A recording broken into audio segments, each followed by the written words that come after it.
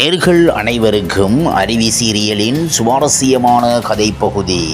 அருவியாக நடித்திருக்கும் அதிதி பாலன் தமிழ் சினிமாவுக்கு செமத்தியான புதுபரவோ அலட்டல் இல்லாத யதார்த்தமான நடிப்பால் அப்னான்ஸ் அள்ளுகிறார். அருவி என்கிற பெண் கையால் வாய் பொத்தி சிரிக்கும் அப்பாவி அழகு, அதற்குள் நிறைந்திருக்கும் குறும்புத்தனம், ஜோக்குக்கு கண்ணை மூடி வெட்கத்தோடு சிரிக்கும் யதார்த்தம், அன்புக்கு ஏங்கி வெடித்தழுகிற ஒரு பெண், நம்பிக்கைக்குரியவர்கள் கைவிட்டால் தாங்க மாட்டாமல் துவண்டு போகிற இளம்பெண்.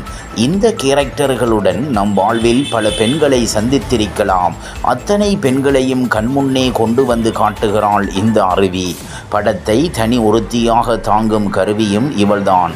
சிரிப்பு, சோகம், ஏக்கம் என அடுத்தடுத்த பிரேமில் அசலாக முகம் மாற்றும் அருவி ரொம்பவே இருக்கிறாள்.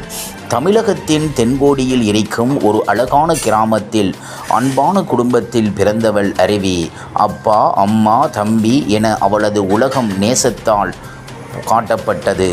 குறும்புத்தனமும் விளையாட்டும் நிறைந்த அவளது வாழ்க்கை அப்பாவின் டிரான்ஸ்பரால் சென்னைக்கு குடிபெறுகிறது. பள்ளிக்கூட பெண்களுக்கு உரிய துடுக்குத்தனமும் பிரமிப்பும் நிரம்பியிருக்கிற அவளது வாழ்வில் விபத்தாக ஒரு பெரும் புயல் வீசுகிறது. அதன் விளைவால் அந்த அழகான குடும்ப அமைப்பிலிருந்து திடீரென நிராகரிக்கப்படுகிறாள் அருவி. பாசத்தால் கட்டப்பட்ட கூட்டிலிருந்து வீசி எறியப்படுகிறாள். நெருக்கடியாக தனது தோழியின் வீட்டில் தஞ்சமடைந்தவள் அங்கும் சூறையாடப்பட்டு வெளியேறுகிறாள். அருவியை நெருக்கடியாக்கியது எது? அவள் நிரூபிக்க விரும்புவது என்ன என்பதெல்லாம் இரண்டாம் பாதி.